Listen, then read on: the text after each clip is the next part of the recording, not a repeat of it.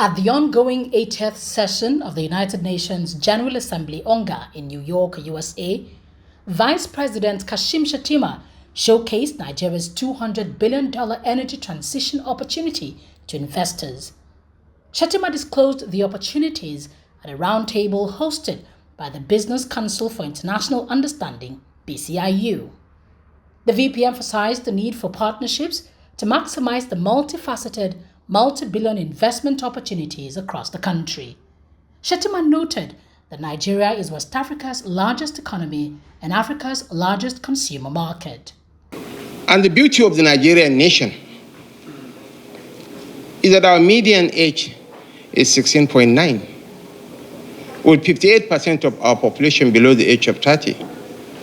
So the anticipated demographic bulge, we can turn them into demographic dividends, not the much peer demographic disaster that will consume all of us, no. Also, at the general debate at the 80th session of the United Nations General Assembly ONGA, the federal government said that two-state solution remains the most dignified path to lasting peace for the people of Palestine. We come as brothers and sisters of a shared wall, a wall that must never reduce the right to live into the currency of devious politics. The people of Palestine are not collateral damage in a civilization searching for order. They are human beings, equal in worth, entitled to the same freedoms and dignities that the rest of us take for granted. Nigeria also called for an urgent action to promote debt relief as a clear path to peace and prosperity and not an act of charity, urging new and binding mechanisms to manage sovereign debt. A complete overhaul of the global financial architecture governing Africa's mineral resources was also raised at the Second Africa Minerals Strategic Group AMSG High-Level Roundtable on Critical Minerals Development in Africa at ONGA by Vice President Kashim Shettima. Nigeria said it was time for African nations to not only finance their own mineral sectors, but also assert their influence and control over African products' global supply chains.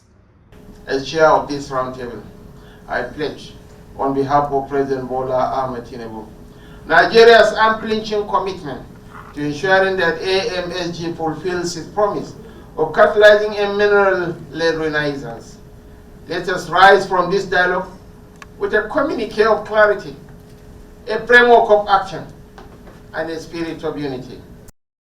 Nigeria advocated for the reform of the United Nations policies to conform with new global realities. It warned that the global body must embrace sweeping restructurings to avoid growing irrelevant as world events increasingly bypass its influence.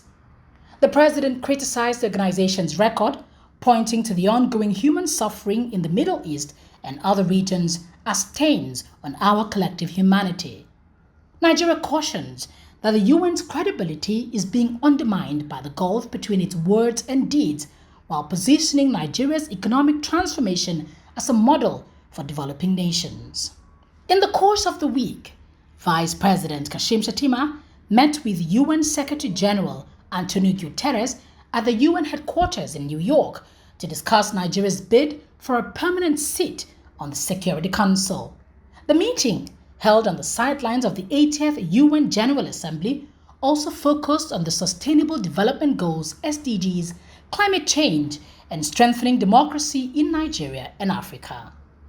Briefing newsmen shortly after the meeting, the Minister of Foreign Affairs, Yusuf Tuga, disclosed that the UN has a very strong presence in Nigeria, with many of its agencies domiciled in the country.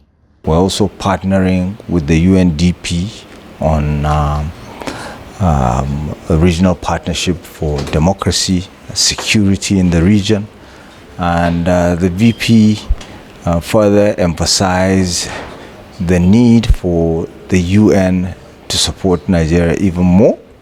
Also, the federal government secured enhanced funding commitment from the African Development Bank to operationalize the second phase of the Special Agro-Industrial Processing Zones (SABs). The Vice President averred that Nigeria is the largest stakeholder in AFDB, while the country's portfolio hovers in the neighborhood of over $10 billion. Agroecological zones in Nigeria, from the mangrove swamp forests of the south to the Sahelian region of the far north. You can virtually grow anything. So I want you to support us in the SAPZ, in our Green Legacy initiative, because there is an incestuous relationship between economy and ecology in the Sahel region. Nigeria also implored the African Union AU to reinvigorate diplomacy as the primary and most effective means of conflict resolution in Africa. Vice President Kashim Shettima, representing President Bola Tinubu, made the call during a meeting of the AU Peace and Security Council at the level of heads of state and government, acknowledging the role played by the AU's peace support operations, a unit designed to maintain, monitor, and build peace in Africa. Our continent must continue to maintain a blend of military and diplomatic approaches in its conflict prevention and resolution endeavors. Against this backdrop, we urge this Council to ensure that the concept of future peace operations, particularly the UN-mandated ones, make provision for diplomatic and political strategies that will ultimately address the root causes of conflict.